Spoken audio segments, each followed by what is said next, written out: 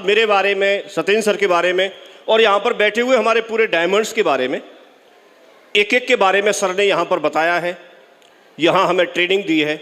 हमारा शायद कोई और रोल बचता नहीं है जहाँ पर सर ने सारी चीज़ें बता दी। हमारा सिर्फ और सिर्फ उसको अमल में लाने की बात होती है, क्योंकि कोई भी रिजल्ट तब तक नहीं आता जब तक कि आप उसको एक्शन में ना डालें। एक छोटी क्लास में बच्चों को सवाल पूछते थे, एक बेंच पे 4 बिल्ली बैठी हैं, 3 ने डिसीजन ले लिया जंप करने का, तो कितनी बची? 1 नहीं बची, 4 बची हैं, क्योंकि अभी डिसीजन लिया है, जंप थोड़ी किया, अभी कूदी नहीं है। तो ऐसे ही कुछ हमारे साथ भी होता है। हम लोग डिसाइड तो कर लेते हैं, मुट्ठी तो बांध लेते हैं, लेकिन उस पर एक्शन भी लेना होता है। और सिर्फ एक्शन नहीं लेना होता, एक सही डायरेक्शन में एक्शन लेना होता है। मान के चलिए अगर किसी को दिल्ली पहुंचना है तो सिर्फ दौड़ना जरूरी नहीं है, या दिल्ली या चलना जरूरी नहीं है, दिल्ली की तरफ चलना जरूरी है, उस डायरेक्शन में चलना जरूरी है।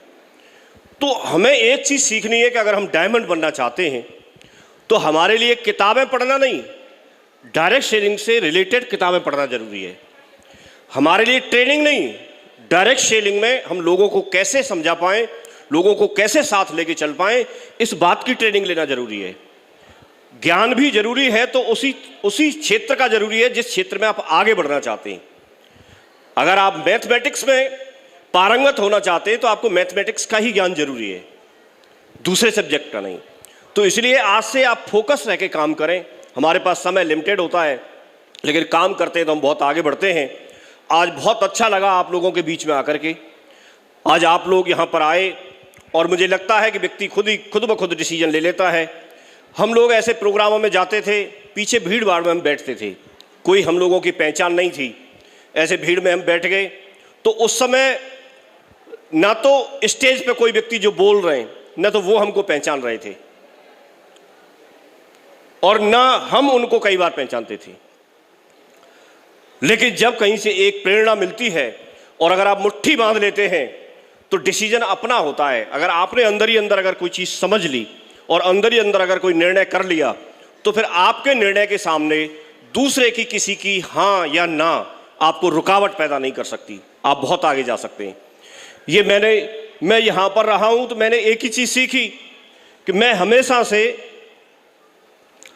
सिस्टम की बातें अगर हम करते हैं तो मुझे एक चीज यहां पर बताई गई कि आप अपलाइन और आपके साथ में आपकी टीम, आप उसमें बीच में ब्रिज का काम करते हैं, एक पुल का काम करते हैं। पुल 2 किनारों को जोड़ने का काम करता है। तो आप भी इसी तरह से अपलाइन, या उसको सिस्टम कहिए, एक्टिव अपलाइन कहिए, और उसको टीम कहिए, तो उन दोनों को जोड़ने का आप काम करते हैं। और अगर ये बखूबी आपने कर लिया तो आप दुनिया की वो रिकॉग्निशन हासिल कर सकते हैं जो अभी तक शायद दुनिया में बनी भी नहीं है, धीरे धीरे करके बनेंगी। ये मुझे फॉर्मूले के तरह से लगता है। उसमें कई सारी चीजें आपको हो सकता है कभी भी हमको ऐसा लगता है कि जब सर साथ में है, सर हमारे बीच में है, तो उनके माध्यम से ही ज़्यादा से ज़्यादा समय लिया जाए और सीखा जाए चीज़ों को। ये मैं हमेशा से, मुझे ऐसा लगता है, और मैं अपने आप को हमेशा से इस बात के लिए पीछे रखता हूँ। और ये जरूरी है, और मेरी सफलता का ये कारण है, मेरी सफलता का ये कारण है। आज मेरे पास में जिस चीज़ के लिए वो लोग उम्मीद करते हैं, जिस चीज़ की अपना डायरी में ड्रीम बना करके लिखते हैं, मैं उनकी बात नहीं कर रहा। जो लोग नए जुड़ते हैं, फ्रेशर होते हैं, मैं उनकी बात कर रहा हूं। जो डायमंड बन जाते हैं और डायमंड बनने के बाद जब अपनी डायरी में अपने ड्रीम को रिव्यू करते हैं तो वो लिखते हैं कि मुझे यूसीए बनना है। यूसीए बनने के लिए बैलेंस के साथ में करीब 18 लाख टीम चाहिए, 18 लाख बैलेंसिंग के साथ में। एग्जैक्ट तो मुझे नहीं मालूम, कंपनी दिखाती नहीं है टीम, लेकिन मेरी टीम इस समय करीब करीब 50 लाख से ऊपर तो होगी।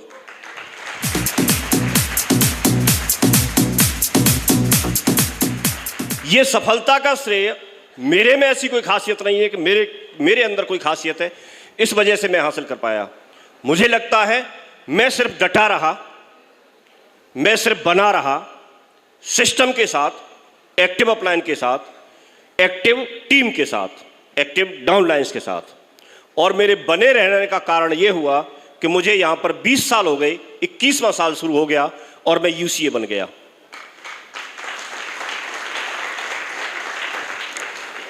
एक ट्रैक होता है, उस ट्रैक पे अगर आप चलते रहेंगे, धीमे चलेंगे या तेज चलेंगे वो मायने नहीं रखता, लेकिन अगर आप ट्रैक पे बने रहते हैं, चलते रहते हैं, तो आप वहीं पहुंचेंगे जहां बाकी के लोग पहुंच रहे हैं।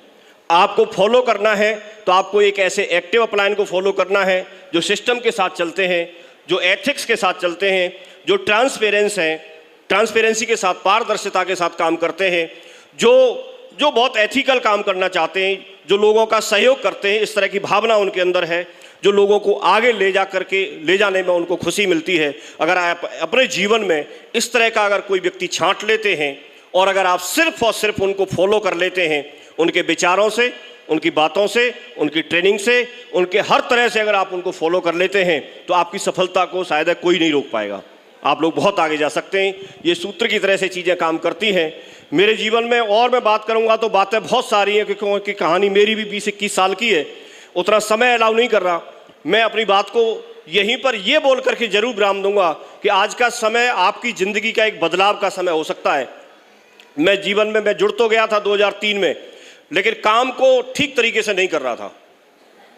मुझे लगता था कि क्योंकि मैं भी सरकारी नौकरी में था, मुझे लगता था कि नौकरी ज़्यादा अच्छी है इस काम से, इसको महत्व नहीं देते थे। लेकिन मुझे एक डायमंड सेलिब्रेशन देखने का मौका मिला 24 अक्टूबर 2004 को, और जब मैंने डायमंड बनते हुए देखा तो पीछे खड़े बैठने के लिए भी जगह नहीं मिली थी, और वहाँ पर हमने एक मुट्ठी बांधी कि आज के बाद हम भी करके दिखाएंगे, ये जीवन तो हमको भी चाहिए। मैं सिर्फ आप लोगों से ये बीच में जानना चाहता हूँ, आप लोगों जितने लोग बैठे हैं यहाँ पर, सारे लोगों को फर्क पड़े ना पड़े, लेकिन मैं जिसको भी फर्क पड़ा है मैं उससे ये जानना चाहता हूँ कि आज इस प्रोग्राम में कौन सा ऐसा व्यक्ति है जो ये बोलता है खड़े होकर मुट्ठी बांध के कि आज मैंने मुट्ठी बांधी है और मैं डायमंड बन करके जरूर दिखाऊंगा।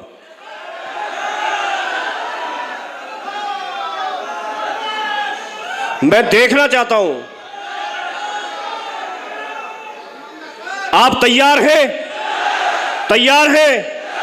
ये मुट्ठी जो आज आपने बांधी है, इसको उस समय याद करना जब लोग आपका विरोध करें। मुझे वो समय याद आता था कि मुट्ठी तो मैं बांध के आया हूं, ये नहीं। ये अगर विरोध कर रहा है तो दूसरा मेरा सहयोग करने वाला भी इसी दुनिया में है, मुझे वहां तक पहुंचना है। एक नहीं करेगा तो दूसरा करेगा, दूसरा नहीं करेगा तो तीसरा करेगा, तीसरा नहीं करेगा तो चौथा करेगा, लेकिन करने वाला भी इसी दुनिया में है, इसी दुनिया में है। क्या आपको लगता है, क्या आपको लगता है कर पाएंगे? मोती तो सीप में ही मिलता है, मोती तो सीप में ही मिलता है, लेकिन मिलता उसको है जो उस समय तक प्रयास करता है जब तक मिल ना जाए, जब तक मिल ना जाए। आपके साथ कंधे से कंधे मिलाने वाला लीडर तो आएगा, आएगा, लेकिन आप प्रयास कहां तक करते हैं? क्या आप तैयार हैं? उस समय भी जब आप परिवार के लोग विरोध करेंगे, उस समय भी जब रिश्तेदार नहीं जुड़ेगा, उस समय भी जब दोस्त मना कर देगा, उस समय भी जब लोग साथ आने के लिए मना कर देंगे, उस समय भी जब जेब खाली होगी, लेकिन आपको कहीं जाना होगा प्लान दिखाने के लिए, कैसे मैनेज करोगे ये आपको देखना है। आज के बाद दो पक्ष होते हैं। जो व्यक्ति करना चाहता है वो रास्ते ढूंढता है, तरीके ढूंढता है, जो नहीं करना चाहता है, असफल होता है, वो बहाने ढूंढता है। आप कौन से पक्ष में हैं? रास्ता ढूंढेंगे, रास्ता ढूंढेंगे, रास्ता ढूंढना है। आपको यही बात सोचनी है कि अगर कोई मना करने वाला व्यक्ति मिल गया, कोई बात नहीं, कोई बात नहीं, इसके भाग्य में नहीं है शायद, आप अगले वाले के पास जाओ, कर सकते हैं काम। और यही एक चीज होती है कि एक और करके व्यक्ति के पास एक बहुत बड़ी टीम बन जाती है। बहुत बड़ी टीम के जब आप मालिक होते हैं तो आपके पास रिकॉग्निशन होती है, बहुत आगे बढ़ते हैं। आपने बहुत अच्छा प्रोग्राम अटेंड किया, बहुत अच्छे तरीके से मोइन आलम जी ने यहाँ पर बोल करके दिखाया। हमारी सारी डायमंड लेडी आई, उन्होंने